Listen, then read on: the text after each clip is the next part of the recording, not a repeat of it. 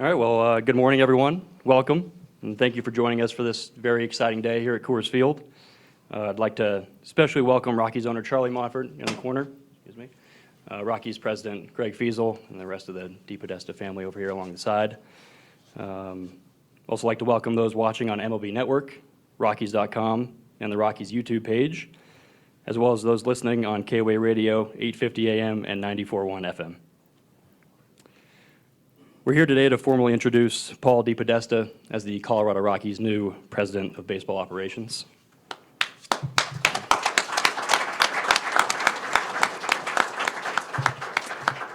Paul, we're thrilled to have you and your family, some of whom, like I said, are along the wall here, joining the Rockies family here in Colorado.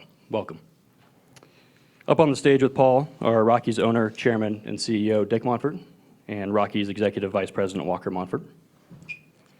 Before taking questions, we'll get started with opening remarks. And with that, it's my pleasure to turn it over to Dick. Yeah, thank you, Corey, and thank you all for being here.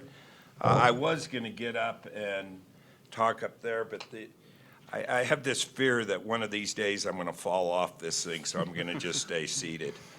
But I do thank you all for being here. It's nice to see some excitement in this room.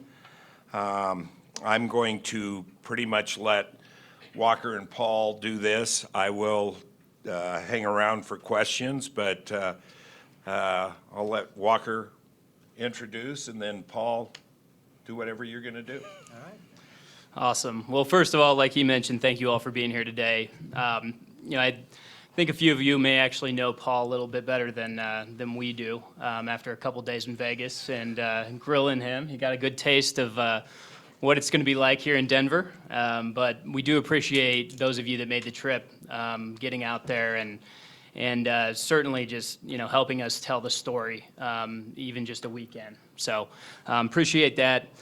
Paul, it's great to finally have you here in Denver. It's been a whirlwind since everything became public last Thursday, and we're thrilled to officially welcome you, your wife Karen, and your sons Alex, Evan, and Trevor here today in their Rockies gear over here. With their York Space Systems patch. We also look forward to meeting your daughter Talia here in short order.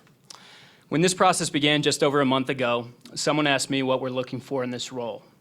Coming off of the difficult season, my answer was simple.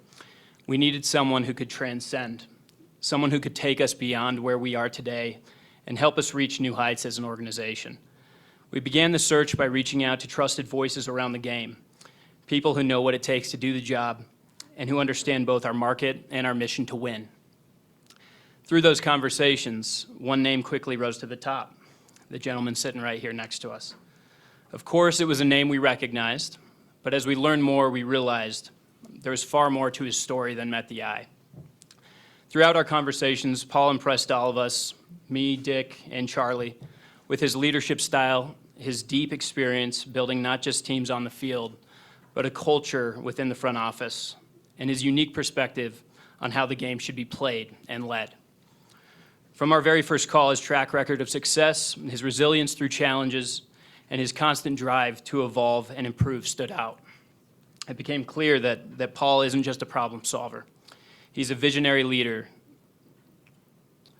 He's a visionary leader who inspires collaboration and conviction in everyone around him.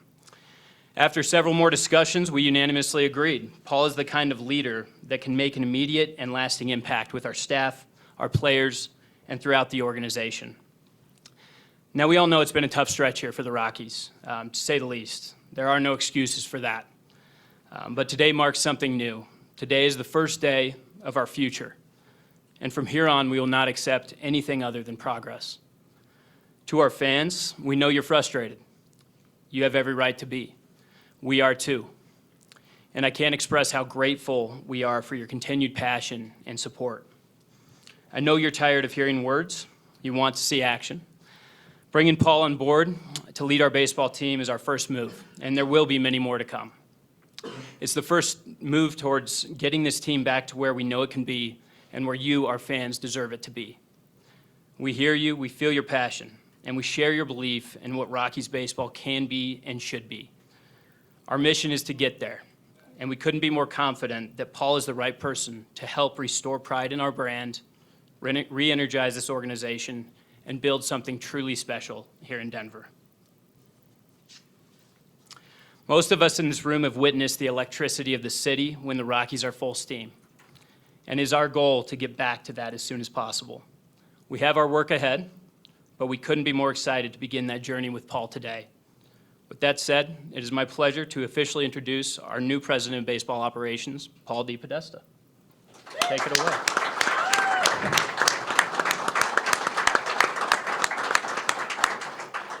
Thanks very much. It's really hard to express just how excited I am, to be here. And I can't wait to get started, especially over the course of the past week. I feel like they've been trying to start and then not actually being able to do it. So I'm glad to finally get here in Denver and get going. First of all, I want to thank the Monforts really for entrusting me with this responsibility. It's been a great process over the course of the past 4 or 5 weeks and getting to know them and getting to know this market. I also want to thank the Haslam family and the Cleveland Browns just for the trust they gave me over the course of the past 10 years. And then even, their willingness to allow me to entertain this in sort of an awkward time in the middle of our season. Not everybody would do that. And so it means a lot to me, and they've meant a lot to me over the course of, the last 10 years. And also my family, my wife Karen, my kids Trevor, Tally, Evan, and Alex. They've been unbelievably supportive, through all these years. They've been great fans. Even when they stacked their fantasy teams with Joe Burrow and Jamar Chase and other players in the AFC North, it's okay. Look, I've been incredibly fortunate over the course of the past 30 years. Right? I was with a CFL team, 5 different Major League Baseball teams, an NFL team. I've gotten to see a lot. I've been on both coasts. I've been in the Midwest. I've been in big market teams, small market teams, mid-market teams. I've sort of seen it all. And once you go through all that, you really start understanding what it is that's important to you in an organization. And it really, for me, begins with ownership. And, it's one of the reasons it was so hard to leave Cleveland is I thought we had terrific ownership there, with the Haslams. And the foundation of that ownership, when you're looking at it, at least from my perspective, is, is there a really high care factor, for the organization and for the city? Is there patience, because these things don't always happen overnight? And is it a partnership, or are you just an employee that if you don't get it done in year 1, then they're just going to move to the next person, where there's loyalty. There truly is a partnership. And while I had all those things in Cleveland, over the course of the past month that I got a chance to spend time with Dick and Charlie and Walker and everyone here, I absolutely felt that they checked every one of those boxes. And I felt great about the potential of moving here. The second thing, I always looked for is the challenge. 30 different Major League Baseball teams, they all have their own challenges, and they're all interesting challenges. But let's be honest, there's no challenge as compelling as this one. This is a unique environment, and there's a reason it's interesting to so many people, not just in baseball, but even in sports. So to take that on, that was really exciting for me. The other part of it, you start thinking about is the venue and the geography. And look, there's, for the last 30 years, this has consistently been one of the best venues in all of baseball. It's a great place to watch a game, probably better as a home fan than as a visitor, but it's a terrific place to be. And then again, geographically, this isn't just a city's team. This is a region's team. It's a huge part of the United States that are Rockies fans. So all of that was intriguing. And then it really comes down to the last piece, which really is the fans. Right? If you're going to pour yourself into something, ideally you do it in a place where it matters to somebody, or hopefully matters to a lot of people. And while I know it has been a difficult, few years here, the fan support has been remarkable. I mean, still lots of fans, at every one of these games the last few years. I think everybody sort of dying for this organization to get back to where it was. And I can tell you, from 2004 to 2010, I was in this division as an opposition, and in 2007, in Game 163, I was here. I was in this building, right? And so I know what it's like when the Rockies are really good. And like you said, when they're rolling, I know what the electricity is like in this building. And that night, while I probably have a very different feeling and memory of that night than most of the people in this room, it made a mark. Like, it made a mark on me, and I just thought, geez, if you ever have the opportunity, I mean, this is a special place. So I'm very anxious to get started and get back to that point, where the Rockies are winning every year, and we can create that kind of electricity in this ballpark, because it's special. So thanks again for having me. Again, I can't wait to get started, and excited to be here. Awesome. All right. Well, thank you, Paul. Thank you for Walker. Thank you, Dick. At this point, we'll go ahead and take questions from those in the room. If you have a question, please raise your hand, and Kevin or Edwin from the Rockies communications staff will pass you a mic. Just please make sure to introduce yourself and state your affiliation before your question. We'll go ahead and get started with Thomas Harding first over here. Thomas Harding, MLB.com. Welcome to Denver. Okay, when you've talked about Dick and Charlie and Walker, but at what point in the interview process did you feel like, hey, I'm going to have that, I don't know if the word is autonomy, but I'm going to be able to put my vision in here, and they're going to trust me with it, and maybe, just kind of defer to my thoughts and beliefs in this? Sure. Thanks, Thomas. I think very early on, to be honest with you. Look, let's be candid. I mean, for them to connect with me, this wasn't going to be the most traditional hire. I mean, it showed me right away that there was a real open-mindedness here. There was a willingness to do things differently, and to try some things. So, from the beginning, I think in our very first conversations, I got that sense that, hey, we know we've done things a certain way for a while. They haven't worked the way we wanted to. We're ready for a change, and we're ready to bring someone in here to effect that change. So I felt that right away, and then throughout the whole process. Hey, Paul, I guess this is for you, Pat Graham, Associated Press. Coors Field is a unique venue, as you know. It's, the splits there are different. How do you turn Coors Field into an advantage? I mean, what are some of the ways you can make that an actual advantage for the Rockies? Well, that's certainly the goal. I mean, I can tell you again, as an opposing team here a number of times through those years, I mean, we'd look at the schedule in March, and you'd circle these dates, and you dread them. You'd think, geez, we got to go in there for 3 days. No lead is safe. We don't know how we're going to get through this with our pitching. We're going to need to be thinking about how we're going to set up our pitching for the series after this. That's what I want this to be. Like, this has a chance to be, I think, the best home field advantage in all of baseball. So that's our goal, and that's what we want. I'm not going to get into the details of exactly how we plan on doing that, but that's certainly the goal here. I see it as a potentially huge advantage. Patrick Saunders, Denver Post. Walker, I have a question for you. Can you, in a nutshell, explain to us how the hierarchy now is going to work from your dad to you to Paul to who he hires underneath, and just your hierarchy of how this is going to work? Yeah, of course. So obviously, everyone reports upward to our chairman and CEO, my father, Dick. And basically from there, I'll still be responsible for oversight of the entire organization. So Paul will report to me. Those that he hires will report to him. And like I told Paul when we were going through this process, I mean, I'm very much behind him as it relates to his experience in the sport. I think my goal is to learn from Paul and others that he brings in on a daily basis. But above and beyond that, it's partnering with him and really being part of the same team. But that's how it'll be organized. Paul, welcome to Denver. Troy Rank from the Denver Post.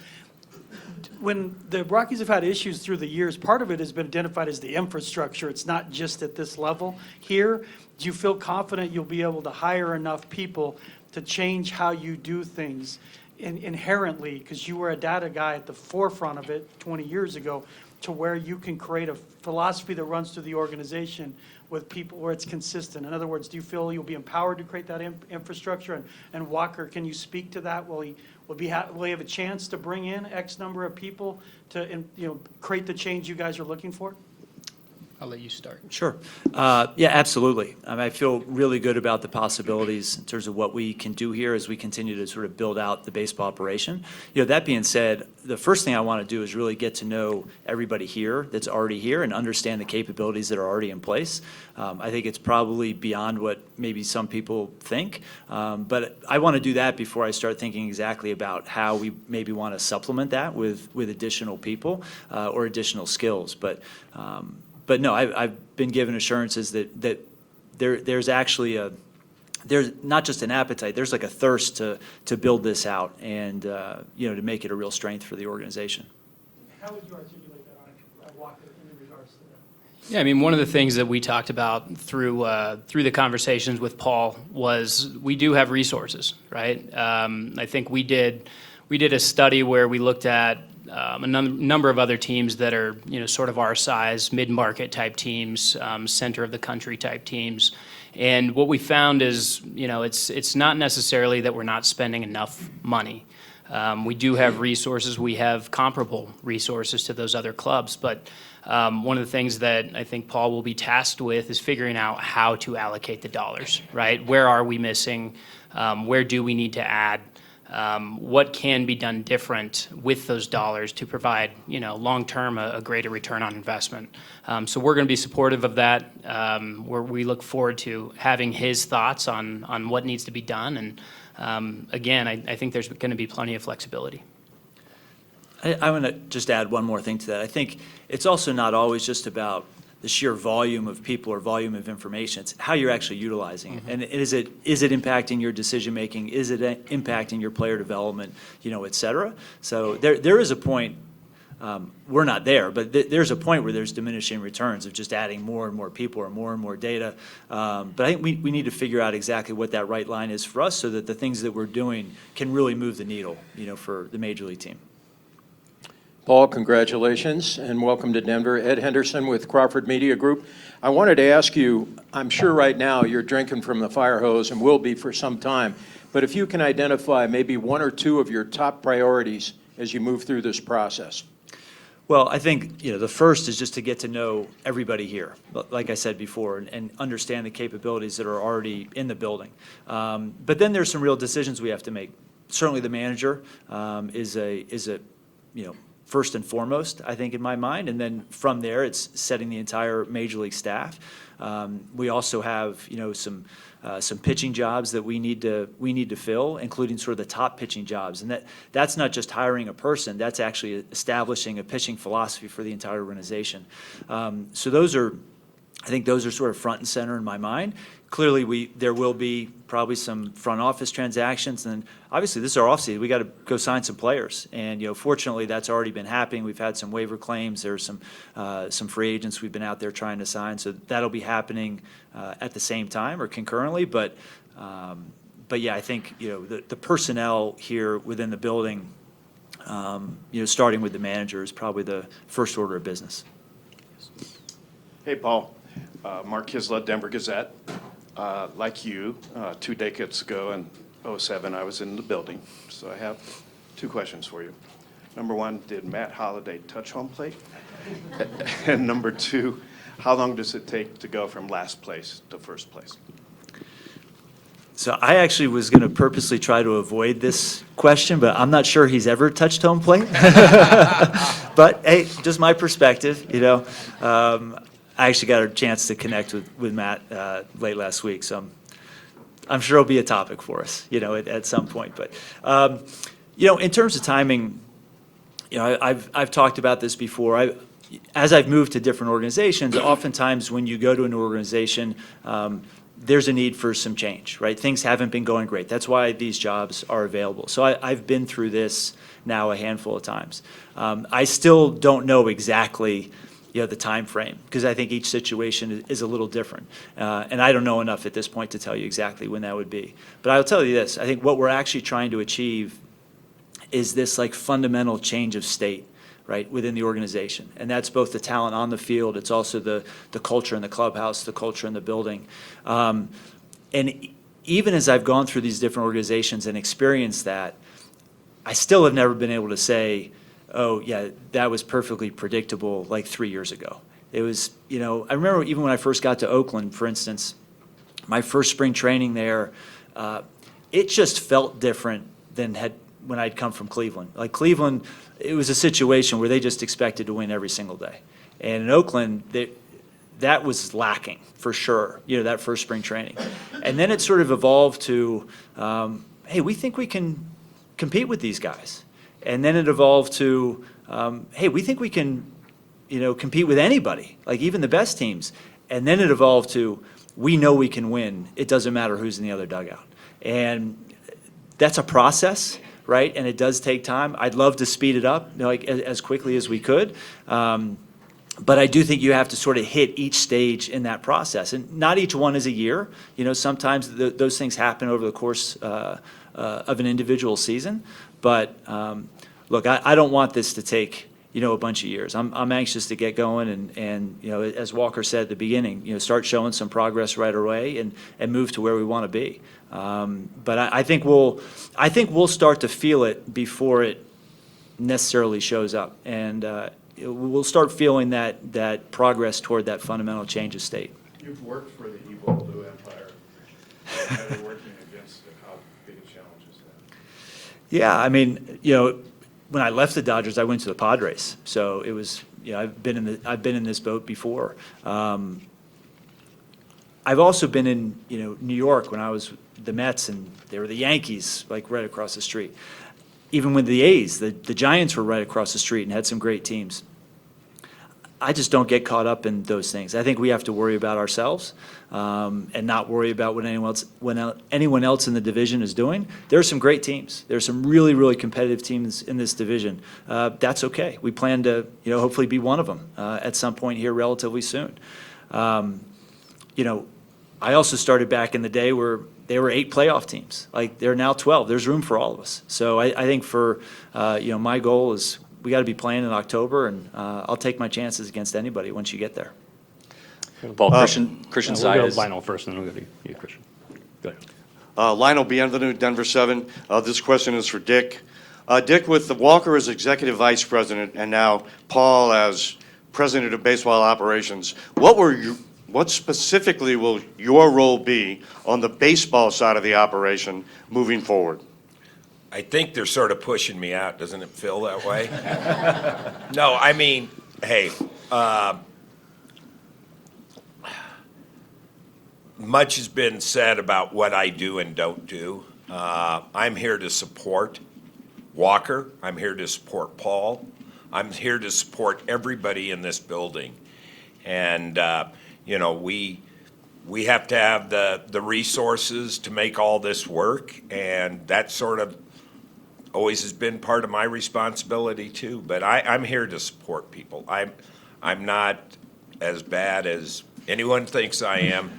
I do care. I think that's where it sort of gets foggy. I care about, winning. I care about our players. I care about our, the entire staff that work here. They work extremely hard, and so, I defend them and I support them. But really, it's Paul's job, it's Walker's job, and I'm there to support them. And like I tell people, I'm the overhead around here.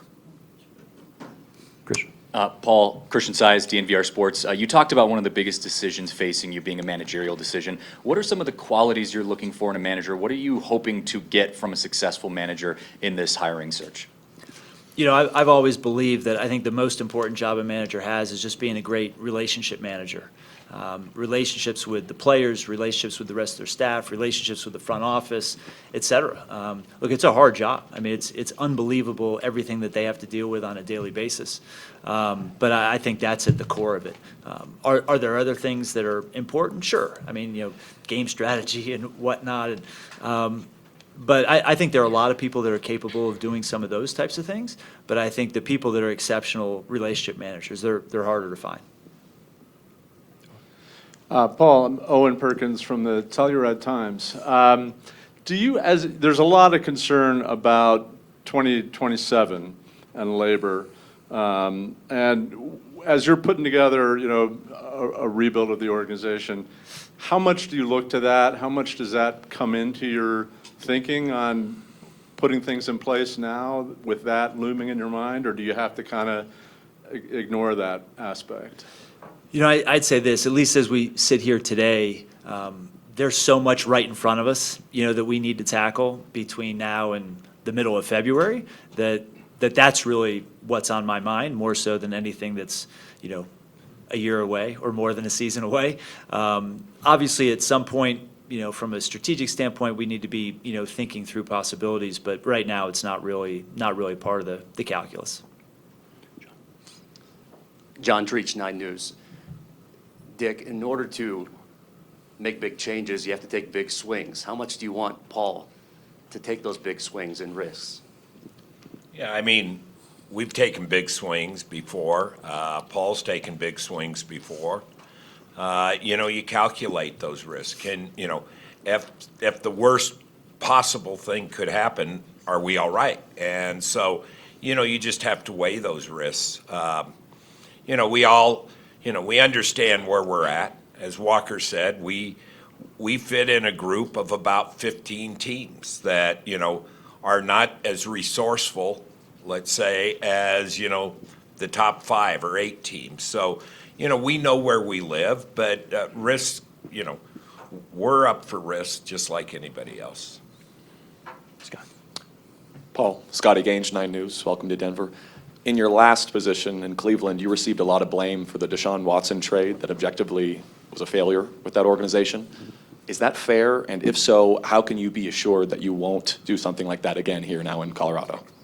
The previous question was about big swings, huh? Yeah, risk. Yeah, you know, I was also calling plays for the Browns, you know, and look, and I've said this before, I think whenever you have a significant player decision, whether it's a trade, big free agent signing, #1 draft pick, whatever it is, like those are organizational decisions, right? Those are done collaboratively, like a lot of people on board. And if you're a senior leader of that organization at that time, then you own that decision. I mean, you do. We all do.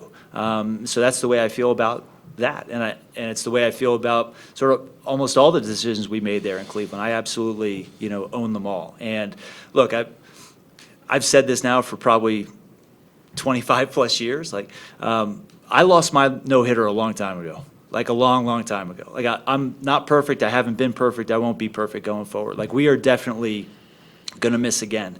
But hopefully we learn from that, and we learn from both the successes and the failures. And you know, we get better the next time we need to make a significant decision. And I do feel like I've been able to do that through the course of my career. I feel confident that I'm a lot better today than I was 5 years ago, or 10 years ago, or 20 years ago. And I hope 5 years from now, I'm a lot better than I am sitting here today. Hey, Paul, right in front of you. Brandon Cristal, Gorilla Sports. Now that Scotty asked a football question, I think a lot of people want to hear about Shedeur Sanders and if he's ever going to get on the field, but we can do that another time. I'm curious because Pat started to talk about the uniqueness of Coors Field. What are your thoughts on the dimensions and potentially changing them to not make it the biggest outfield so that singles become doubles and doubles become triples, and the wall that was added in right field that Jeff Bridich put up? Any thoughts to changes to the dimensions?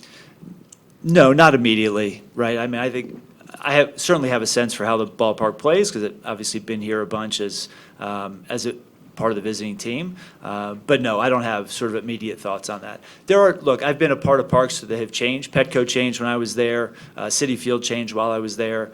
So I think you need to be open-minded about that as you get data and sort of understand how everything plays. And I know there have been some changes here, you know, over the time. But my sort of more immediate concern is how we're going to play given the current situation, right? And at some point, if it makes sense to change something, I'm sure we'll look at that. But right now, I'm just focused on what it's like today.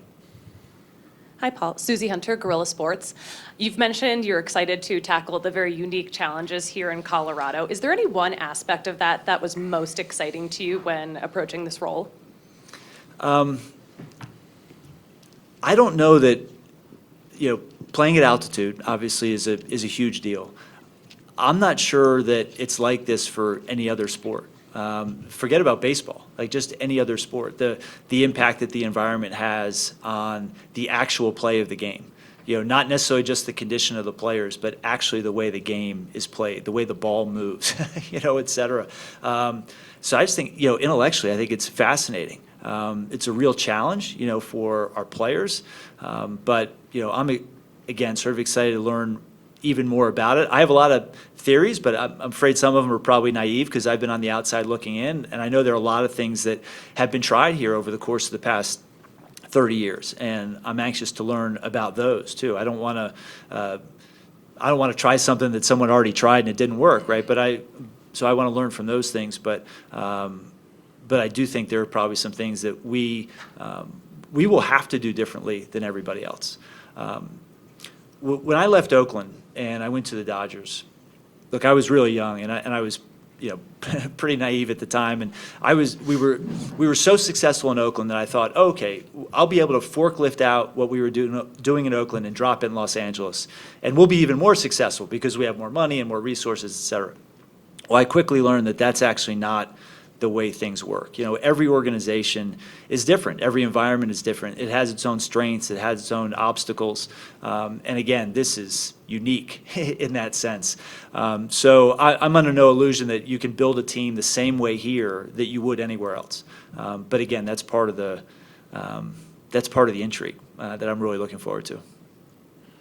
This is kind of a question for both Walker and Paul. There's been a lot of discussion about a possibility of there being a lockout in 2027 from both hiring a personnel perspective and also, signing players. Does that change your approach to hiring people, the possibility of there being a lockout in 2027? From our standpoint, and this really comes from Dick here, but we look at it as something that could potentially happen down the road. It's not something that's going to be a roadblock. It's going to be a speed bump potentially at some point. But really, we're not looking at it with the lens of holding back anything right now. We're looking at it with a lens of efficiency, right? I wouldn't say we're trying to bring on too many people, but if we can, evolve our operation in a way that provides, again, a great return in the form of wins, we're open to anything. Yeah, and I would say, it's just, it is what it is in terms of the time frame, but it's a bit of an artificial time frame. I think my time frame is much longer than just, 2027. I think we want to build something that's robust and lasting, and that'll certainly extend well beyond 2027, one way or the other. Paul, Mark Knutson, Mile High Sports. So the one job that hasn't been mentioned today is general manager. Can you tell me what kind of person you're looking for? Is it somebody you've worked with previously, somebody with some new ideas, exactly when that job might get filled? Sure. So I'm not sure exactly how it's going to evolve.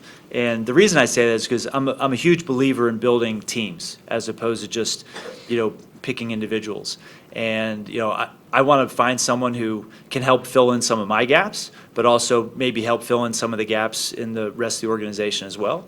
And even as we look to build out sort of the senior leadership team with people that are already here, maybe people that I bring in, it truly is a team. So if there's someone that we hire in one spot, or if there are some capabilities that are already here in the building, that may impact how I look at what we'll need out of a general manager.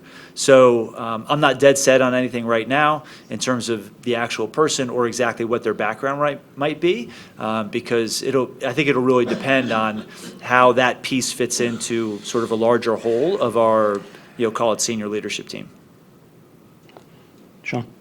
Sean Keeler, Denver Post. For Walker and Paul, you've addressed this a little in the last couple days, but with the Chris Bryant contract, when you talk about big swings and about resources and allocation of those resources, how does that affect your ability to kind of reshuffle things, and this is for both you guys, and to get a clean slate and to build something going forward with that contract there and the financial obligations on the table?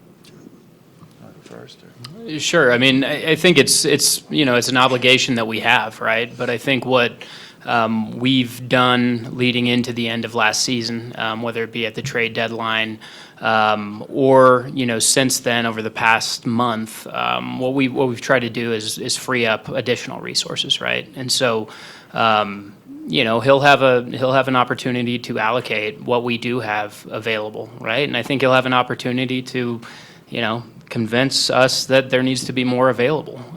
So it's really about just, you work within what you can, and we feel like we have opportunity to change things up and to do things a lot different in a variety of areas. Yeah, I don't have too much to add, other than to say that, there are always some guaranteed contracts on the books that, again, when you take over one of these spots, that that's just what it is. It's not an expansion team. You don't start from zero, right? So, I think that's fine. And like I said, I think we feel like we've got plenty of room to do some things, not just this year, but over the coming years. We have a lot of flexibility. All right, I think that's all the questions we have, so that'll conclude today's press conference. Thank you again for everyone for being here, and Paul, congratulations and welcome to Colorado. Yeah. Thanks very much. Thanks, everyone. Thanks.